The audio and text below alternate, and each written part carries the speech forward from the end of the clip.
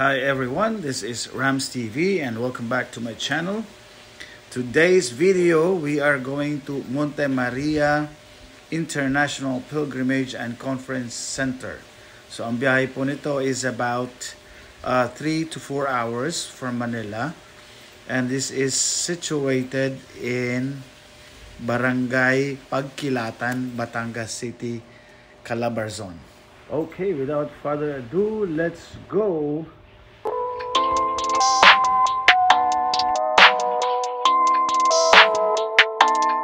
That's ISO. Rack it up, I got a bit of the bank to make me a safe house. Shake it up, Hello guys, good afternoon. Dito tayo sa Laybay. Pahinga muna ng konti sa expressway. So today we are going to Monte Maria Glass Walk, no? Sa may Batangas City. So samahan nyo ako at ang aking wife to explore the first glass walk dito sa Pilipinas, here in Batangas. Ciao ciao for now. As we are on our way to the destination, let me highlight the attractions of the Monte Maria Pilgrimage. So, ang pinaka-highlight talaga nito is yung Mother of All Asia at saka yung Miracle Walk. So, yung Mother of All Asia, ito yung Tower of Peace na ang taas ay 98.15 meters. Ito yung statue na one of the tallest in the world. Alright, and of course the Miracle Walk or Glass Walkway ay isa itong napaka-thrilling glass floor walkway, no, na makikita yung buong Batangas Bay and the surrounding area. So it is 118 meters long and approximately 45 meters high. So ang haba, ang taas, nakakalula talaga ito. And then around it is makikita mo yung mga scenic views, may chapel, at iba-iba pang mga amenities na ino-offer nila. And then meron din silang mga conference and facilities within the area. We finally arrived in the area after almost 4 hours of travel. And then dito na kami diretso sa receiving area where andito na rin yung kainan if you're hungry na for lunch or late lunch. And then andito na rin yung balcony if you decide to stay around the area. Hindi na pupunta dun sa walkway or sa other amenities. Kita nyo naman. Kita na rin yung view ng Manila Bay. It's beautiful. And also in this area, dito ka na rin magbabayad for the entrances or kunin mo na yung package for all the amenities na ino-offer ng pilgrimage, no? Meron sila ditong promo package which is, ang total is 730 kasama na yung 4 na highlights nila. Pero ibibigay nila sa'yo for only 600 pesos. Kasama na dun yung Dream Maze, Miracle Walk, yung 3D Flying Cinema, at saka yung Mirror Deck. Now, if you decide to pay individually, so depende sa iyo yon. Yung mga cabin tube na yon near the Mother Mary statue ay hindi pa bukas yon. So, it's still under construction. This is a 30-hectare property kasi. So, marami pa silang gagawin dito in the future. Kasama na doon yung mga accommodations, TPs. So, magkakaroon sila in the very near future. Yung glass. Binidyoan ka ni ate. Ay, hindi. Huwag mo dyan, te. Babae.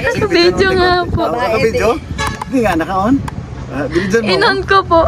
Sige. Sige, okay lang. Lakat na natin yan. Dito daw tayo kay babae. Okay.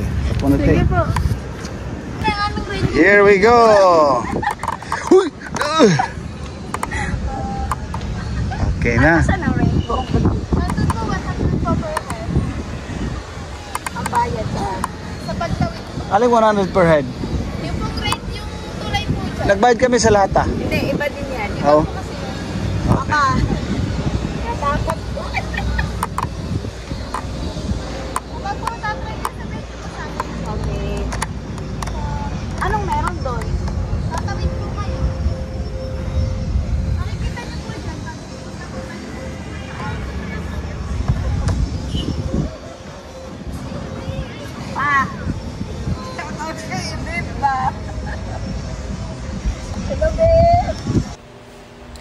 So that is the Mother of all Asia Tower of Peace.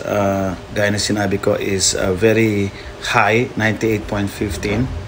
It's even taller than the Statue of Liberty, no? Kasi yung Statue of Liberty is only 93 meters. So natapos to nung at saka na inaugurate nung 2021 after several years of constructions which started in the year 2000. Yung statue nagre-represent kay Virgin Mary, no, with an open arms standing atop of a globe symbolizing peace and unity among Asian nations. So napakaganda po. So now we are walking on top of the glass walk. As you can see, grabe kung ano ka, yung may fear of height ka, talagang malulula ka. So the technique is do not look down. So kailangan doon ka lang nakatingin sa skyline or sa horizon para hindi mo makita yung baba. Kahit ako, yung ginawa ko, ganun din. Otherwise, hindi ako makaapak dun sa glass mismo, especially dun sa bandang dulo na kasi talagang nakakalula. So guys, if you are scared of heights, so better be ready, okay? Pero it's worth it naman. And then also, ito yung rainbow walk na tinatawag nila. It has an additional charge po. Hindi kasama dun sa package. So this is the scariest ang gagawin mo part, dun, no? lalagyan ka Dulo nila ng harness para safe ka pa rin just in case mahulog ka.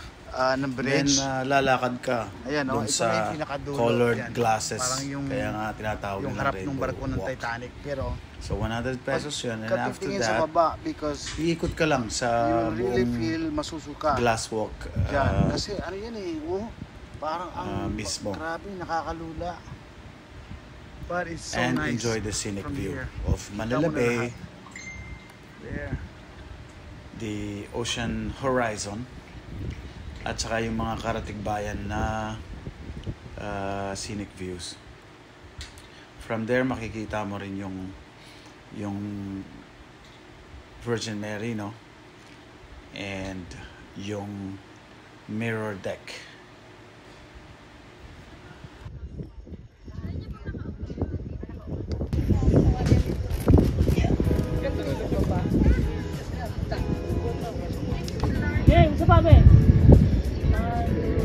Ayan, Yumi, maglalakad sa rainbow.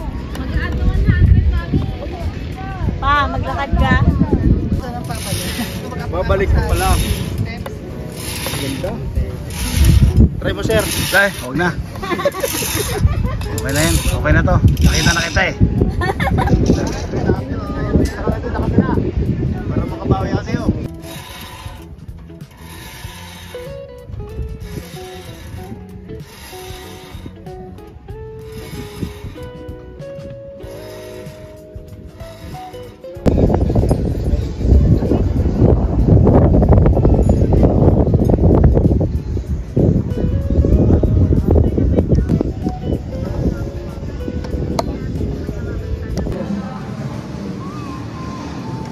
Oh, looks like a maze.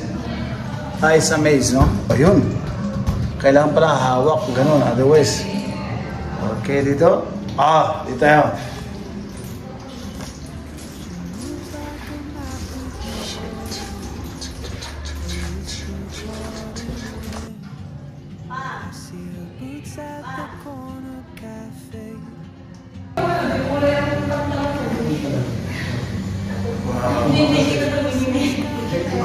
Ganda rin ito.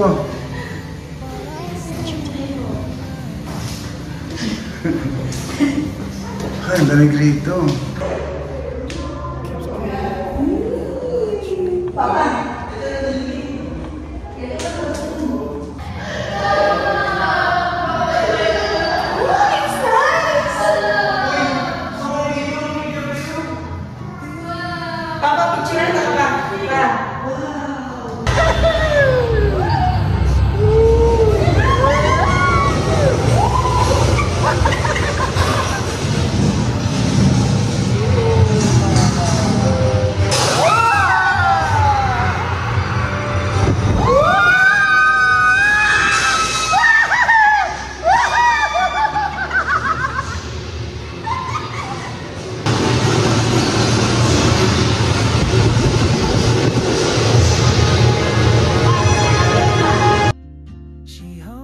tune I've never heard, in languages I can't speak.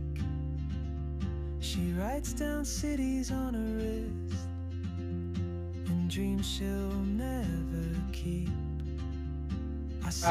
So the last attraction of the whole package is the mirror deck. So this is on a separate building. Aakyat ka dun ngayon, and then on the rooftop, yung floor niya is covered with mirrors. So sabi nung attendant dito, the best time to be here is between 5 to 6 p.m. Yung meron na siyang sunset. So anyway, we were here around 3 to 4 o'clock only, because we have to go somewhere else after this. Alright, so this is very nice actually. Thank you for watching. Don't forget to subscribe. Click that notification bell para sa mga additional na videos. Thank you. Goodbye.